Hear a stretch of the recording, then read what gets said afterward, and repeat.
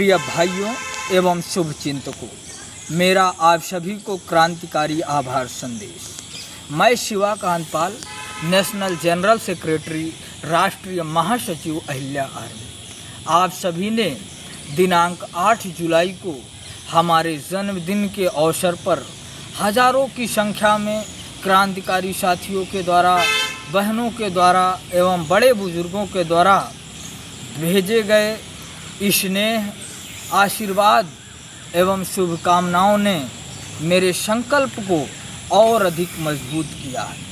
यह जन्मदिन मेरे लिए एक उत्सव ही नहीं था, बल्कि आत्मचिंतन और संकल्प का दिन था। उस परिवर्तन के लिए जिसको लेकर के हम सभी ने मिल कर के एक आवाज़ उठाई है। मैं देख रहा था फेसबुक के माध्यम से, व्हाट्सएप के माध्यम से, इंस्टाग्राम के माध्यम से जो मैसेजेज मुझे पढ़ने को मिल रहे थे, मैंने सभी के मैसेजों को पढ़ा तो जो उन शब्दों में जान थी, शब्दों में मेरे प्रति आपकी जो उम्मीद थी, वो मेरे लिए सिर्फ एक सम्मान ही नहीं था, बल्कि एक जिम्मेदारी थी। उस अन्याय के विरुद्ध खड़े होने की ये जिम्मेदारी हर उस नई सुबह की राह आसान करने की जो बराबरी, न्याय और स्वतंत्रता पर आधारित हो।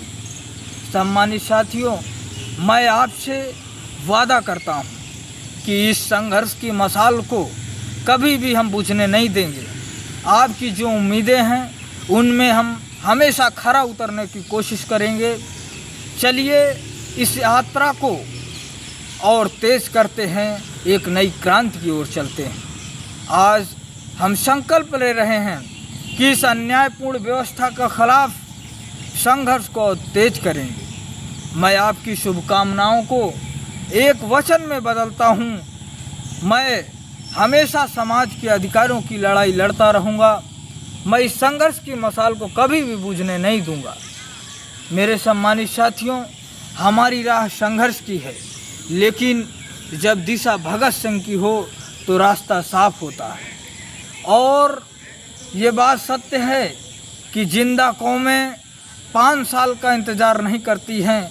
ये सिर्फ नारा ही नहीं है, बल्कि हमारे जीवन का एक मूल मंत्र है। सम्मानित साथियों, जिस प्रकार से आपने हमें एक ऊर्जा दी है, आपके शब्दों में जो सकारात्मकता थी, मैं आपसे ये वादा कर रहा हूँ कि हमेशा हम आपके मान सम्मान, स्वाभिमान को बढ़ाने के लिए, बहनों की सुरक्षा के लिए हम अपने जन्मदिन पर संकल्प लेते हैं। हमेशा हम आपकी लड़ाई को लड़ते रहेंगे और आने वाले समय में हम चुनाव भी लड़ेंगे तो हम सत्ता को साथ देना मानते हुए, बल्कि साधन मानते हुए समाज के हक अधिकार की आवाज़ को बुलंद करेंगे और हमेशा हम लोग आपके लिए खड़े रहेंगे। हम लोग उत्तर प्रदेश ही नहीं, पूरे भारत देश के अंदर अहिल्या आर्मी की एक सक्रिय फौज तैयार करेंगे, जो फौज अत्याचार, अन्याय, जुल्म के खिलाफ लड़ाई लड़ेगी। आप लोग निरंतर हमारा साथ दीजिए। अहिल्या आर्मी की फौज पूरे देश में तैयार कीजिए। हम लोग एक साथ मिल कर के अपने मान सम्मान, अधिकार की और समाज के साथ हो रहे अत्याचार, अन्याय के खिलाफ आवाज़ को बुलंद करेंगे। इंकलाब जिंदाबाद। पुनः आप सभी को हाथ जोड़ करके मैं प्रणाम करता हूं एवं आभार व्यक्त करता हूं। जय हिंद साथियों, जय अहिल्या।